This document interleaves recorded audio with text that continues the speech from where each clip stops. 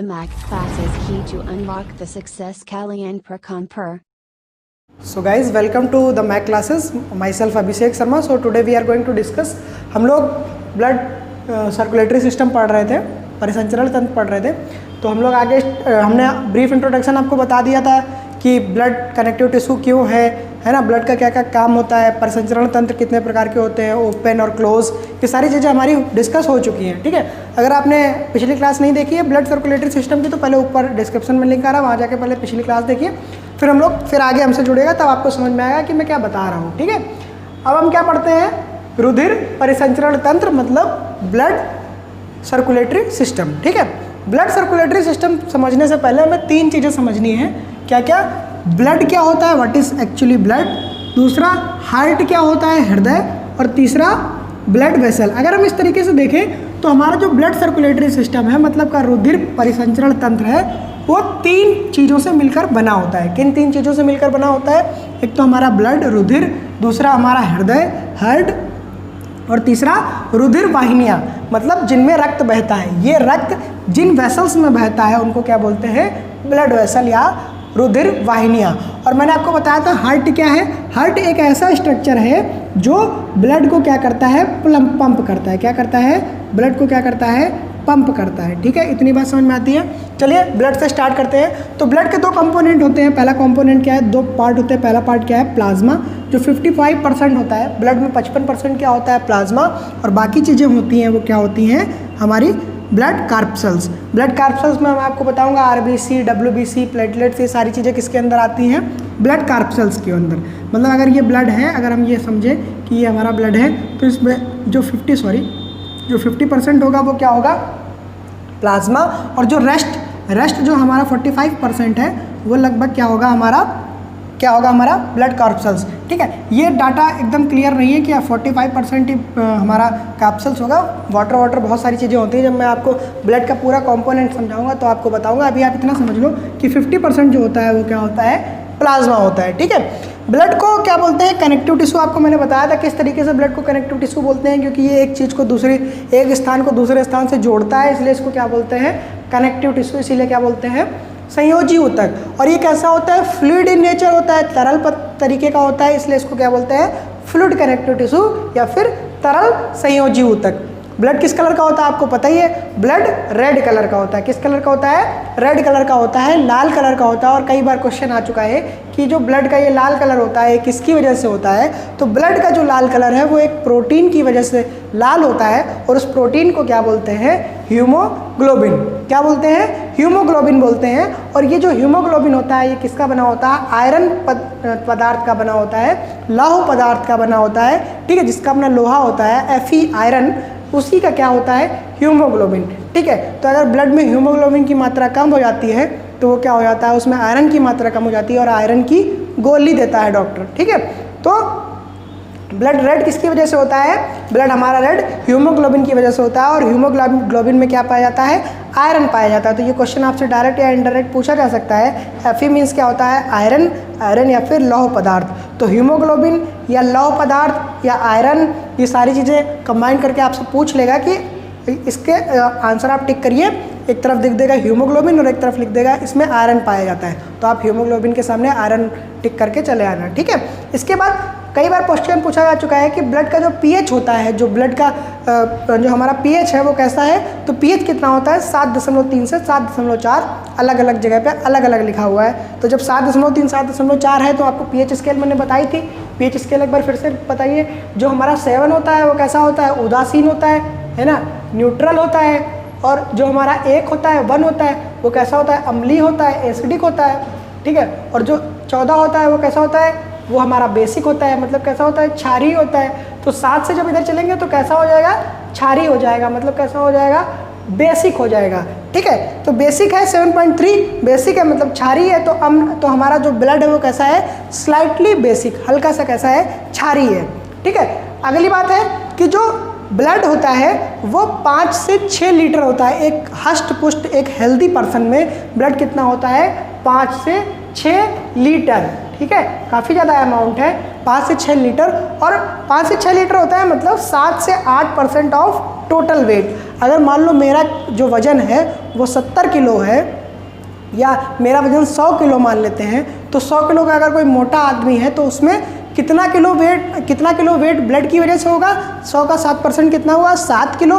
तो 7 किलो, अगर कोई 100 किलो का आदमी है तो उसका जो 7 किलो होगा वो वजन किसकी वजह से होगा? ब्लड की वजह से, ठीक है। इसीलिए जो 7 to 8% होता है वो ब्लड किसी हेल्दी पर्सन में क्या करता है? कंट्रीब्यूट करता है वेट के हिसाब से, ठीक है। तो हमारा यहाँ पे ब्लड, हम समझते हैं अभी हमारा ब्लड खत्म नहीं हुआ है, ये सिर्फ इंट्रोडक्शन है, सिर्फ ब्लड को समझना है। हम ब्लड को एकदम कैटेगराइज करके पढ़ेंगे कि ब्लड में क्या क्या फॉर्म्ड एलिमेंट्स होते हैं, आरबीसी होता है, डब्ल्यूबीसी होता है, प्लेटलेट्स होते हैं, प्लाज्मा होता है, कितना % वाटर होता है, ये सारी चीज़ें हम लोग एकदम ब्रीफ में पढ़ेंगे। अभी आप इतना समझ लो कि ब्लड इतना नॉर्मल कैरेक्टरिस्टिक फीचर रखता है, ठीक है। दूसरा पार्ट है, मैं इस समय जो है रुधिर परिसंचरण तंत्र मतलब ब्लड सर्कुलेटरी सिस्टम के पार्ट्स को ब्रीफ कर रहा हूँ। तो पार्ट्स में 3 पार्ट्स में बता रहा हूँ, ब्लड और हमारा हार्ट और तीसरा ब्लड वेसल, इस हिसाब से मैंने कैटेगराइज किया है, ठीक है। चलिए, तो हार्ट क्या होता है, हृदय क्या होता है? एक कोनिकल मस्कुलर स्ट्रक्चर है, एक शंक्वाकार पेशीय संरचना है जो कहाँ पाई जाती है? हमारा हार्ट कहाँ पाया जाता है? एक बोन होती है जिसको बोलते हैं स्टर्नम, स्टर्नम के नीचे क्या पाया जाता है? हार्ट। और आपको पता हो कि हार्ट किस तरफ होता है? सब बोलते हैं लेफ्ट या राइट, नहीं, हार्ट एकदम कहाँ होता है? सेंटर पे होता है, एकदम बीच में होता है, स्टर्नम बोन के जस्ट नीचे होता है। और क्या होता है? ये थोड़ा सा लेफ्ट की तरफ टिल्टेड होता है, स्लाइटली टिल्टेड होता है, थोड़ा सा झुका हुआ होता है। और जहाँ पे ये झुका हुआ होता है उस प्लेस को बोलते हैं कार्डियक नॉच। ये हमारा लंग है और लंग्स की तरफ ये हमारा जो हार्ट है वो हल्का सा स्लाइटली इधर को झुका हुआ है। तो ये जो पोर्शन है ये क्या है? हमारा लंग, ठीक है। और ये क्या है? हमारा हार्ट। तो आपके जो लंग होता है, लेफ्ट वाला लंग होता है, उसमें छोटी सी कैविटी होती है, उस धसी हुई कैविटी को क्या बोलते हैं? Cardiac notch. ये क्वेश्चन आ सकता है, इंपॉर्टेंट है, इसलिए इसको आप नोट कर लीजिए। क्या बोला जाता है? Cardiac notch. किधर साइड होती है? लेफ्ट लंग की तरफ क्या होता है? Cardiac notch. ये हमारा लंग है, ठीक है। एक क्वेश्चन बहुत बार पूछा जाता है कि जो हमारा हार्ट होता है वो किस कैविटी में होता है, ठीक है। आप ये समझिए कि जो हमारे हमारा ह्यूमन है, हमारा जो आदमी है, उसके इस वाले पोर्शन को 2 पार्ट में डिवाइड किया गया है, ठीक है। ये मैं आपको बताना भूल गया था, यहीं पे समझ लेते हैं। ये लेट सपोज हमारा ये जो आदमी है ये हमारा ह्यूमन है, ठीक है। इस ह्यूमन में ये उसका गर्दन, ये उसका मुंह, और यहाँ पे एक डायाफ्राम लगा होता है। क्या लगा होता है? डायाफ्राम, ठीक है। ये जो डायाफ्राम होता है ये 2 कैविटी बनाता है, एक तो ऊपर की कैविटी और एक नीचे की कैविटी। इस चीज़ को बहुत ही ज़्यादा इंपॉर्टेंस देना। ये हमारा पूरा स्ट्रक्चर है, यहाँ पे डायाफ्राम लगा है, एक ऊपर की कैविटी मतलब गुहा, एक ऊपर की गुहा है और एक नीचे की गुहा है। तो जो ऊपर की गुहा है उस गुहा को क्या बोलते हैं? उस गुहा को क्या बोलते हैं? Thoracic cavity. क्या बोलते हैं? Thoracic cavity. और नीचे वाली गुहा को क्या बोलते हैं? एब्डोमेन। क्या बोलते हैं? एब्डोमेन। तो जो हमने पिछली क्लास में जो हमारा डाइजेस्टिव सिस्टम पढ़ा था, वो डाइजेस्टिव सिस्टम किस में था? एब्डोमिनल कैविटी में। ये कैविटी कौन सी है? डायाफ्राम से नीचे वाली कैविटी एब्डोमिनल कैविटी, और डायाफ्राम से ऊपर वाली कैविटी थोरैसिक कैविटी। तो अगर पूछा जाए हार्ट कहाँ पाया जाता है, तो हार्ट किस कैविटी में प्रेजेंट होता है? थोरैसिक कैविटी में प्रेजेंट होता है। लंग किस कैविटी में प्रेजेंट होते हैं? जब हम रेस्पिरेटरी सिस्टम पढ़ेंगे तब फिर से बताऊंगा। लंग्स किस में होते हैं?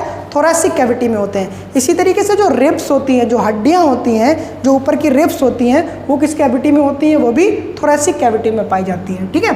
तो थोरैसिक कैविटी में हार्ट पाया जाता है। कोनिकल स्ट्रक्चर होता है, और ये क्या है? सेंट्रल पंपिंग ऑर्गन है, मतलब केंद्रीय पंपिंग अंग है। कैसे?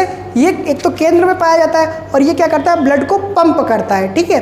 जब पंप करता है तो पंप करने की वजह से ये ब्लड कहाँ पे पहुँचता है? सर पे पहुँचता है, नीचे पैरों पे पहुँचता है, हाथ में पहुँचता है, सब जगह पहुँचता है जहाँ पे रिक्वायरमेंट होती है। तो पंप करने के लिए क्या रिक्वायरमेंट होता है? प्रेशर।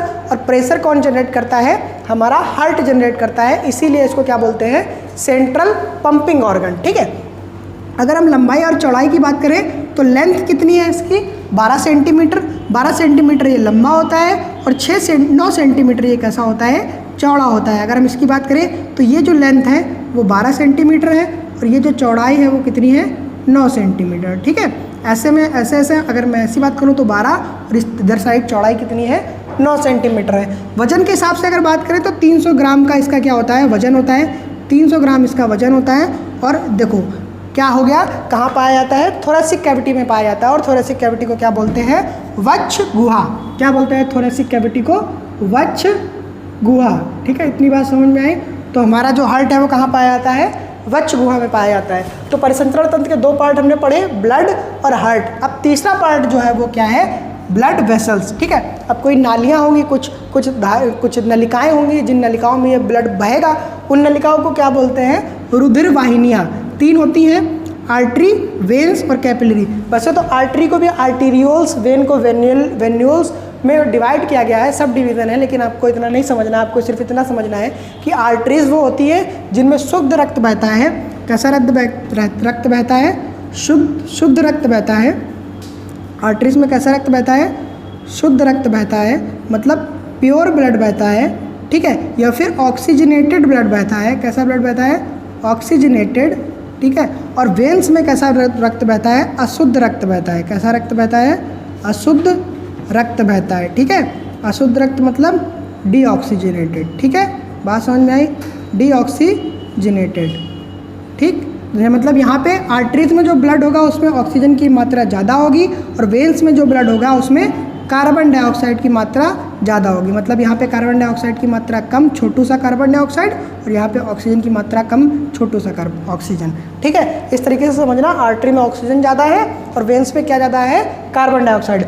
और जहाँ पे आर्टरीज और वेन एक दूसरे से मिलती हैं, ये आर्टरी आ रही है और ये वेन आ रही है, ये धमनी आ रही है और दूसरी सिरा आ रही है, जो दोनों आपस में मिलती हैं, उन पतली पतली नलिकाओं को क्या बोलते हैं, केशिकाएं बोलते हैं, या फिर क्या बोलते हैं, कैपिलरी बोलते हैं। ठीक है, यहाँ पे समझते हैं, इस तरीके से समझते हैं कि लेट सपोज ये हमारी धमनी है, काफ़ी मोटी सी धमनी इधर से आ रही है और इधर काफ़ी मोटी सी सिरा निकल रही है। तो यहाँ पे जो ऑक्सीजनेटेड ब्लड है, यहाँ पे ऑक्सीजन की मात्रा ज़्यादा है। यहाँ पे क्या होता है, पतली पतली सी केशिकाएं होती हैं, ये केशिकाएं इनसे जुड़ी होती हैं। जब ऑक्सीजन यहाँ पे ज़्यादा है इन केशिकाओं में, और यहाँ पे क्या है, यहाँ पे कार्बन डाइऑक्साइड की मात्रा ज़्यादा है, तो ये हमारी क्या हो जाएगी, धमनी, और ये क्या हो जाएगी, हमारी शिरा हो जाएगी, और ये हमारी क्या हो जाएंगी, केशिकाएं। क्या हो जाएंगी, केशिकाएं। ठीक है, मतलब ऑक्सीजनेटेड ब्लड, ऑक्सीजन की मात्रा यहाँ पे बहुत ज़्यादा है। यहाँ पे क्या हुआ, यहाँ पे एक टिश्यू आ गया, यहाँ पे एक ऊतक आ गया।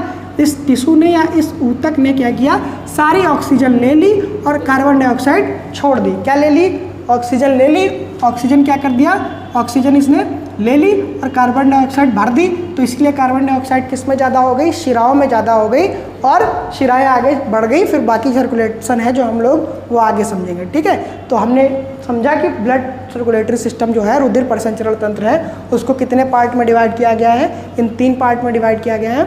इन 3 पार्ट को अच्छे से समझना। कोई क्वेश्चन ना समझ में आए, कोई कॉन्सेप्ट ना समझ में आए, तो कमेंट बॉक्स में अपना कमेंट छोड़िए, हम आपका उत्तर कमेंट बॉक्स में ही देंगे। और अगर नहीं समझ में आता है तो आपको फिर से कमेंट करिएगा, हम आपको अगली क्लास में एक ब्रीफ इंट्रोडक्शन उस चीज़ का दे देंगे, बशर्ते बस उस टॉपिक पे कमेंट्स ज़्यादा आने चाहिए। ठीक है, तब तक के लिए जुड़े रहिए मैक क्लासेस के लिए, देखते रहिए द मैक क्लासेस। धन्यवाद।